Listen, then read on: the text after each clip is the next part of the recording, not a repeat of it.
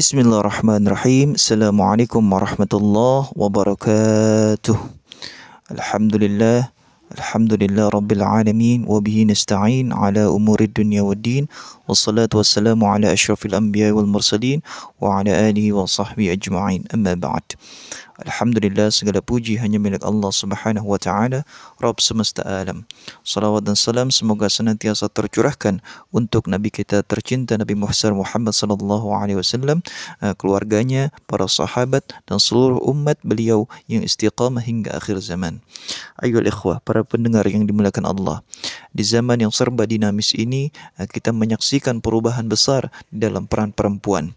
Di kampus, rumah sakit, lembaga pendidikan, perusahaan, bahkan parlemen, kita temukan muslimah yang berperan aktif.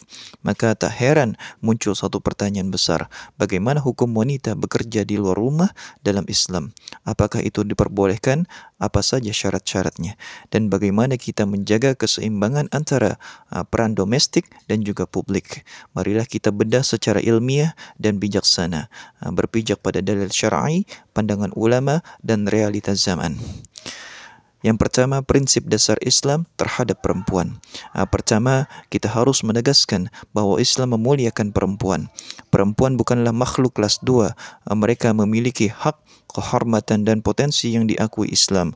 Bahkan di dalam banyak hal, Islam mendahului gerakan feminisme modern dalam memberikan hak-hak perempuan. Allah Subhanahu wa taala berfirman di dalam surah Al-Hujurat ayat 13, "Inna akramakum indallahi atqakum."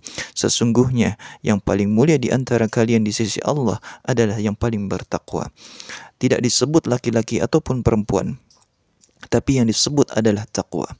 Yang selanjutnya, wanita bekerja antara boleh dan batasan-batasannya. Apakah wanita boleh bekerja di luar rumah? Jawabannya adalah boleh, dengan syarat-syarat yang menjaga martabat dan juga akidahnya. Syarat-syaratnya adalah yang pertama, pekerjaannya halal dan bermanfaat, bukan pekerjaan yang mengandung dosa atau mengandung fitnah. Yang kedua, tetap menjaga aurat dan juga adab, tidak bersolek berlebihan atau tabarruj dan berperilaku sesuai dengan syariat. Yang ketiga, tidak ikhtilat atau campur baur bebas dengan laki-laki non-mahram tanpa keperluan syar'i. Yang keempat adalah mendapatkan izin dari suami atau walinya jika sudah menikah. Yang kelima, tidak melalaikan tugas utama sebagai ibu dan juga istri. Syekh Abdurrahman As-Sa'di mengatakan, "Fal mar'atu laha an ta'mal ma yunasibuha min ghairi mukhalafatin lid-din ma'a siyanati nafsiha wa 'iffatiha." Seorang wanita boleh bekerja sesuai dengan apa yang cocok baginya selama tidak bertentangan dengan agamanya, serta menjaga kehormatan dan kesucian dirinya. Lantas apa kelebihan wanita di dalam bekerja? Bekerjanya wanita bukanlah sekedar tuntutan ekonomi. Ada nilai maslahat besar yang bisa ditimbulkan seperti: yang pertama adalah kemandirian finansial. Wanita yang bekerja memiliki penghasilan sendiri, dan di dalam Islam harta wanita adalah miliknya sendiri, bukan milik suami. Bahkan Khadijah radhiyallahu anha adalah pedagang yang sukses dan hartanya menjadi penopang dakwah baginda Rasulullah sallallahu alaihi wasallam. Dan kontribusi sosial, banyak profesi sangat cocok, bahkan membutuhkan kehadiran perempuan seperti guru, dokter, perawat, psikolog, konsultan keluarga, dan lain sebagainya. Dan yang ketiga, teladan bagi generasi anak-anak yang melihat ibunya cerdas, aktif, dan tetap menjaga agamanya akan tumbuh dengan semangat dan tanggung jawab. Yang kelima adalah da'watul amal atau dakwah lewat profesi. Seorang wanita yang bekerja dengan adab Islami bisa menjadi duta dakwah, menunjukkan bahwa Islam itu indah dan menghormati perempuan. Lantas apa saja kekurangan dan tantangan global? Namun tidak bisa dipungkiri ayyuhal ikhwah, ada juga tantangan dan resiko yang perlu disadari. Yang pertama adalah konflik peran. Banyak wanita mengalami tekanan karena harus sempurna sebagai pekerja sekaligus ibu rumah tangga. Ini bisa menimbulkan kelelahan dan juga stres. Yang kedua adalah ikhtilat. dan fitnah lingkungan. Banyak tempat kerja belum ramah syariat. Terjadi pelecehan, godaan syahwat, bahkan tekanan agar wanita melepas hijab demi profesionalisme. Yang ketiga adalah anak kurang perhatian. Wanita bekerja penuh waktu, kadang kesulitan membagi waktu untuk anak. Ini berpotensi menciptakan generasi yang tumbuh tanpa kedekatan emosional yang cukup. Yang keempat adalah eksploitasi dunia kerja. Di dalam sistem kapitalis yang seperti kita rasakan pada kesempatan ini, wanita kerap dijadikan objek promosi, dinilai dari penampilan, bukan kompetensi.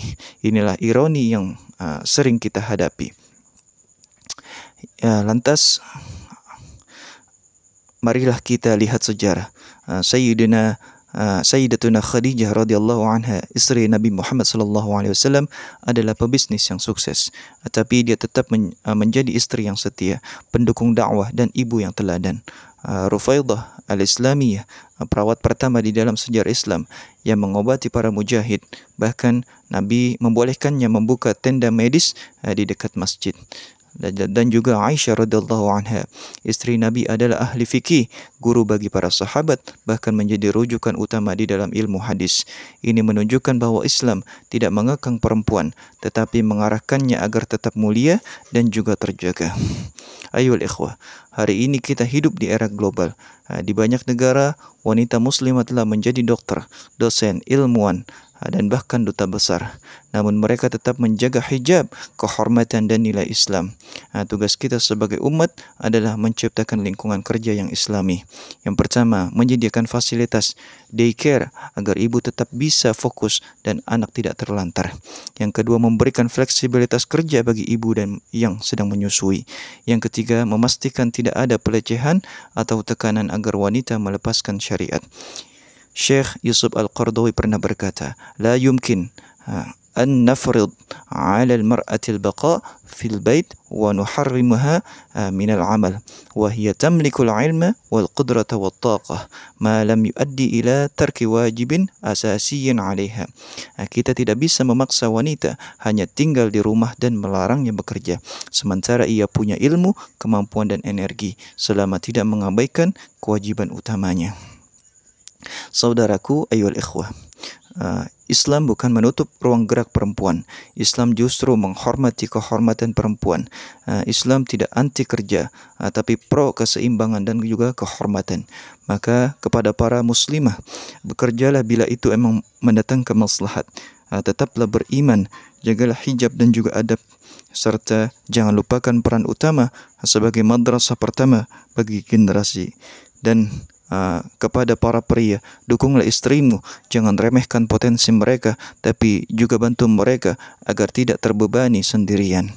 Bersama kita bisa bangun peradaban dengan perempuan sebagai tiangnya. Hadanallahu wa iyyakum ajma'in. Wassalamualaikum warahmatullahi wabarakatuh.